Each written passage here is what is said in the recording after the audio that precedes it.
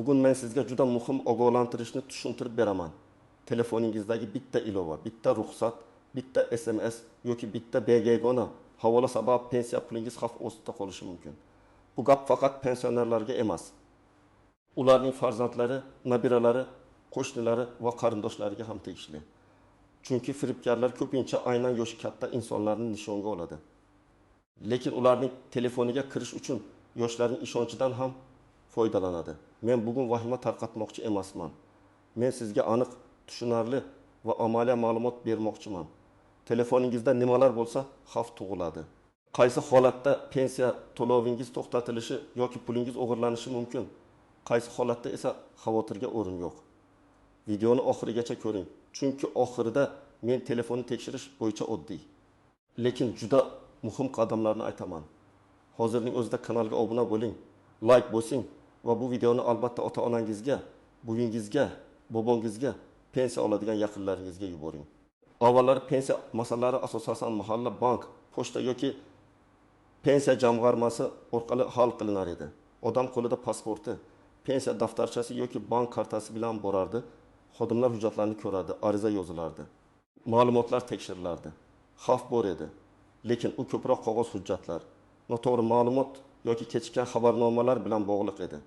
Hozir esa vaziyat o'zgardi. Pensiya nafaqa, subsidiya, bank kartasi, mobil ilova, SMS kod, biometrik tasdiqlash, elektron imzo, shaxsiy kabinet kabi narsalar bir-biriga bog'lanib ketdi. Ko'pchilik pensiyasini bank kartasiga oladi. Bank kartasi esa telefon raqamiga ulangan. Telefon raqami mobil bankka ulangan. Mobil bankdagi SMS kodni bilgan odam esa ba'zan kartadagi pulni boshqa hisobga o'tkazib yuborishi mumkin. Shuning uchun bugungi kunda telefon oddiy aloqa vositasi emas. U sizning pulingiz, hujjatingiz va shaxsiy ma'lumotlaringiz kalitiga aylangan. Eng xavfli joy shundaki, firibgarlar pensiyangiz to'xtab qoladi. Ma'lumotingiz yangilanmagan, karta bloklanadi. Kompensatsiya olasiz. Davlatdan qo'shimcha pul tushadi degan gaplar bilan odamlarni qo'rqitadi. Ular SMS yuboradi, Telegram yoki WhatsApp orqali havola tashlaydi. Telefon qilib o'zini bank xodimi, davlat idorasi vakili, soliqchi, ijtimoiy himoya xodimi yoki hatto huquq tartibot organi vakili qilib ko'rsatadi. Keyin esa odamdan kod so'raydi, ilova o'rnatishni aytadi, hujjat rasmini yuborishni talab qiladi yoki karta ma'lumotlarini kiritishga majbur qiladi. Men alohida ta'kidlayman. Rasmiy idoralar sizdan telefon orqali SMS kodni aytishni so'ramaydi. Bank xodimi ham sizdan karta PIN kodini, SMS tasdiqlash kodini yoki mobil ilovaga kirish parolini so'ramasligi kerak.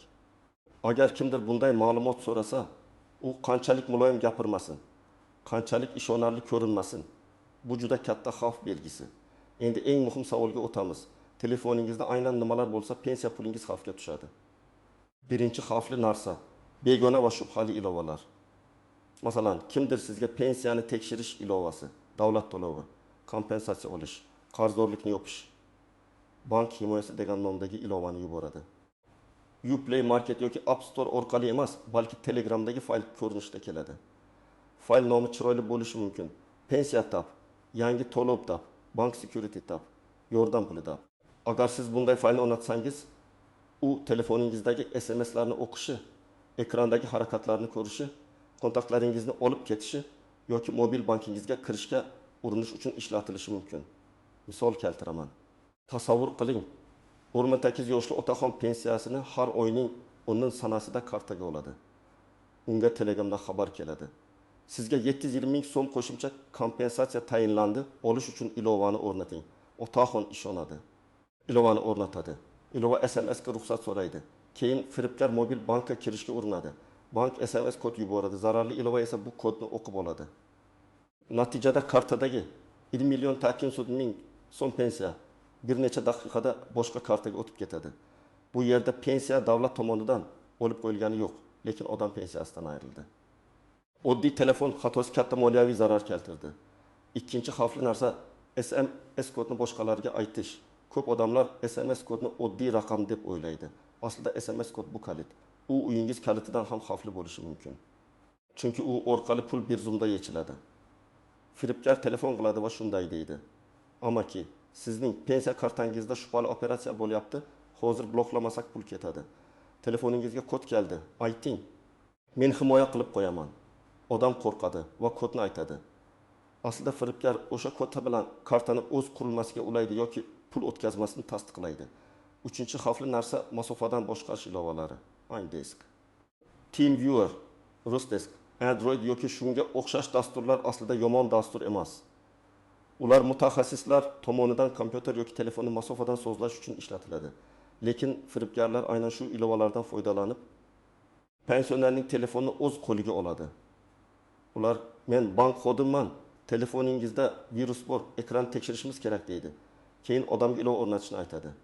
Ilova o'rnatilgach firibgar ekranni ko'radi. Tugmalarni bosadi, mobil bankingizga kiradi, SMS'larni ko'radi va pulni chiqarib yuboradi. Kimlar ayniqsa ehtiyot bo'lish kerak?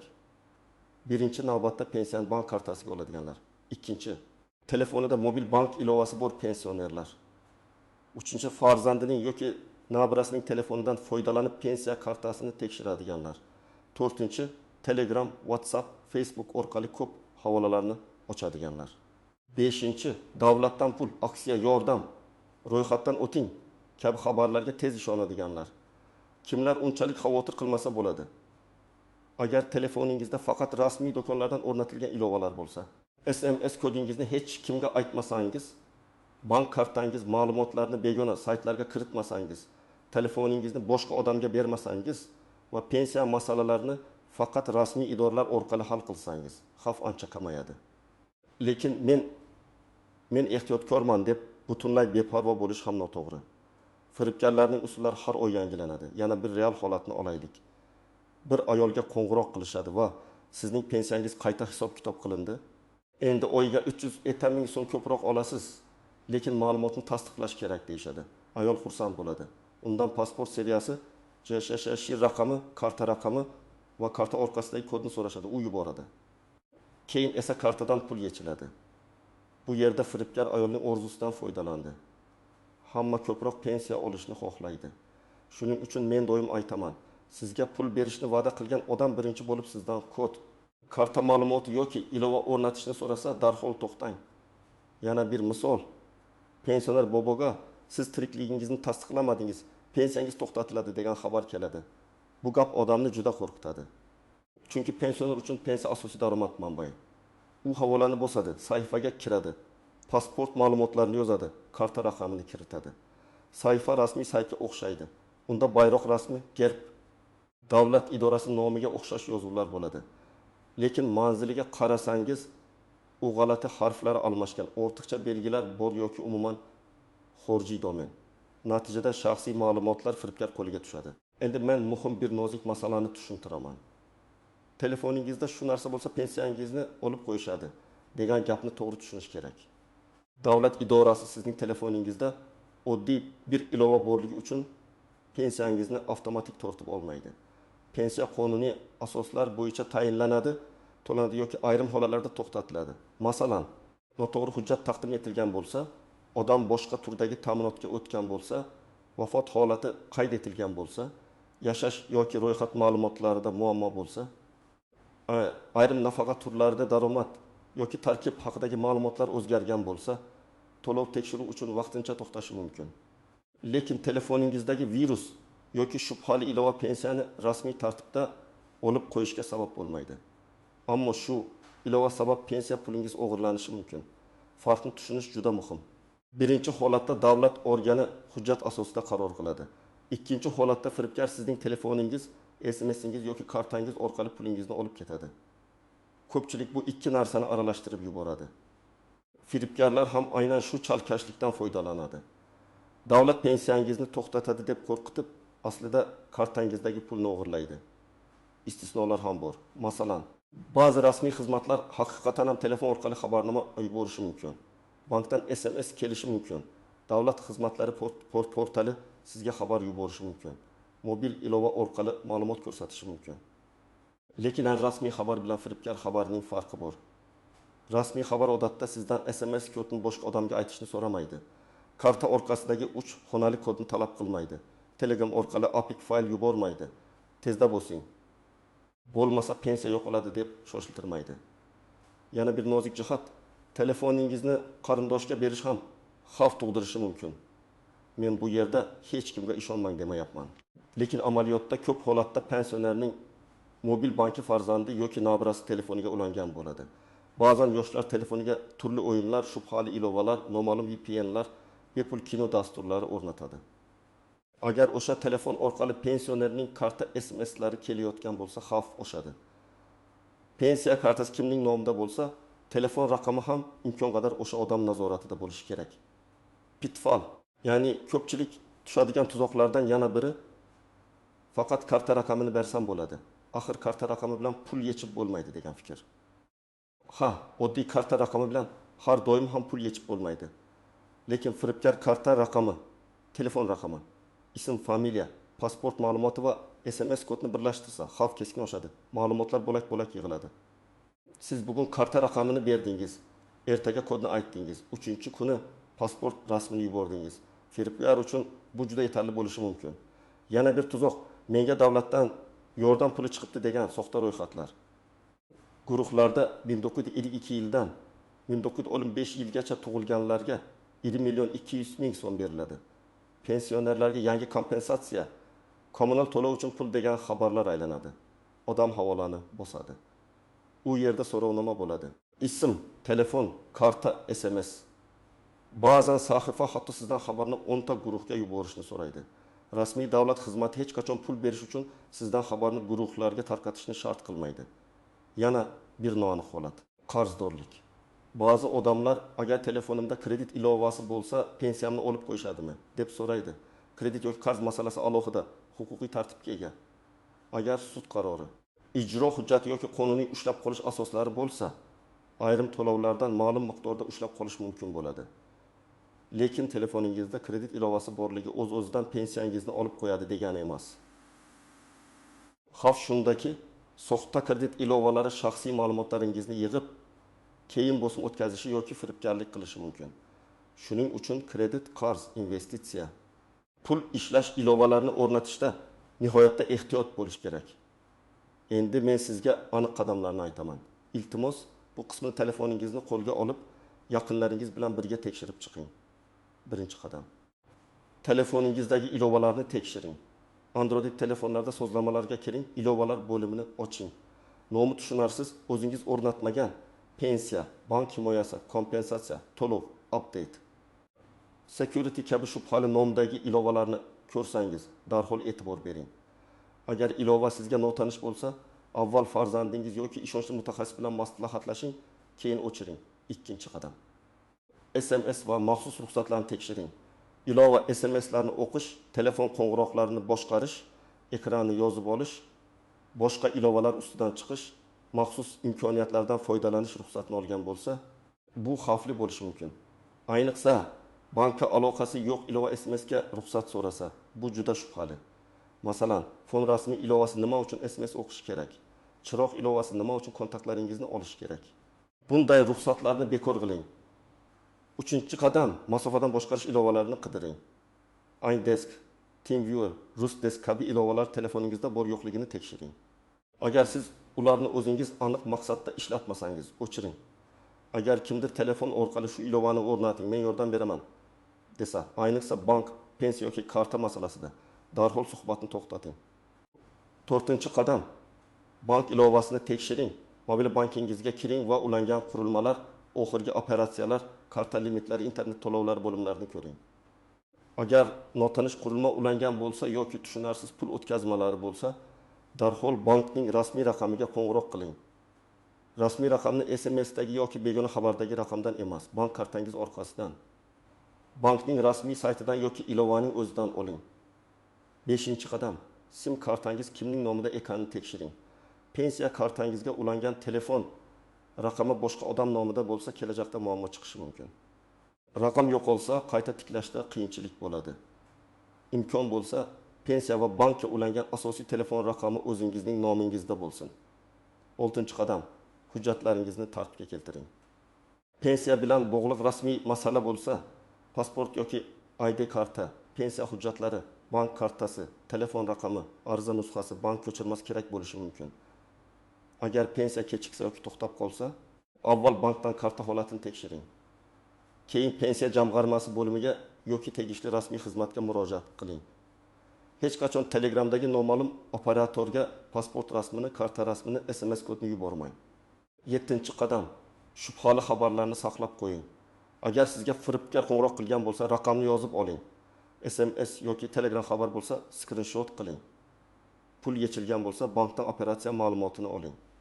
Keyin bankka, ichki ishlar organlariga yoki kiber xavfsizlik bo'yicha tegishli murojaat kanallariga xabar bering. Vaqt juda muhim. Pul ketgandan keyin qancha tez murojaat qilsangiz, izni topish imkoniyati shuncha yuqori bo'ladi. 8-qadam, yaqinlaringizga oddiy qoida o'rgating. Men har bir oilaga quyidagi qoidani tavsiya qilaman. Kod aytilmaydi, karta rasmi yuborilmaydi, begona ilova o'rnatilmaydi, havola bosilmaydi. Shubhali qo'ng'iroqda suhbat to'xtatiladi. Bu qoidani qog'ozga yozib, pensioner ota-onangizning telefon g'ilofida yoki uyidagi ko'rinadigan joyga qo'yib qo'ysangiz ham bo'ladi. Agar telefoningizda shubhali ilova topilsa, nima qilish kerak? Avvalo internetni o'chiring. Mobil internet va Wi-Fi ni uzing. Keyin bank kartangizni vaqtincha bloklang yoki bankka qo'ng'iroq qilib xavfsizlik chorasi ko'rishni so'rang. Shundan keyin ilovani o'chiring. Agar ilova o'chmasa, telefonni xavfsiz rejimda ishga tushirish yoki mutaxassisga ko'rsatish kerak bo'ladi. Bank parolini, mobil ilova PIN kodini, elektron pochta parolini almashtiring. Agar SMS kodlarni kimdir ko'rgan bo'lishi mumkin deb o'ylasangiz, bankdan mobil bankingizni barcha qurilmalardan chiqarishni so'rang. Agar pensiya pulingiz kartadan yo'qolgan bo'lsa, baribir topilmaydi deb qo'l siltamang. Bankka darhol murojaat qiling. Operatsiyani rad etish yoki tekshirish uchun ariza bering. Ichki ishlar organlariga ariza yozing. Arizada qachon qo'ng'iroq bo'lgani, qaysi raqamdan bo'lgani, qanday SMS kelgani, qaysi summa yechilgani, qaysi karta yoki hisobga o'tgani ko'ringani haqida yozing. Skrinshotlar, SMSlar, bank xabarnomalari, qo'ng'iroq tarixi hammasi dalil bo'ladi. Agar pensiya rasmiy sabab bilan to'xtagan bo'lsa, yo'l boshqacha. Bunda siz bankka emas, avvalo pensiya to'lovini yuritayotgan rasmiy organga murojaat qilasiz. Sababini yozmay yoki rasmiy tartibda so'raysiz. Qanday hujjat yetishmayotganini aniqlaysiz.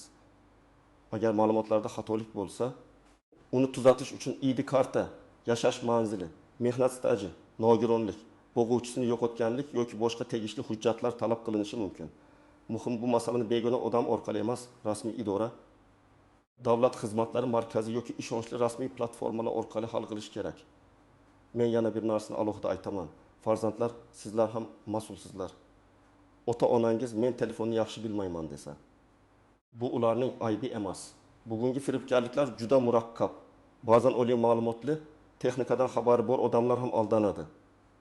Shuning uchun o'yga bir marta ota-onangizning telefonini tekshirib bering. Ilovalar, SMSlar, bank operatsiyalari, g'alati xabarlar, notanish kontaktlar. Bu 5 daqiqa vaqtingiz ularning butun oylik pensiyasini saqlab qolishi mumkin. Bugun men sizga asosiy haqiqatni tushuntirdim. Telefoningizdagi shubhali ilova.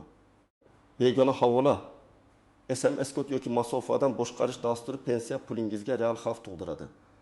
Davlat oddiy ilova uchun pensiyangizni avtomatik olib qo'ymaydi. Lekin firibgarlar telefoningiz orqali pensiya kartangizdagi pulni o'g'irlashi mumkin. Shuning uchun har bir xabarni tekshiring. Hech kimga kod aytmang.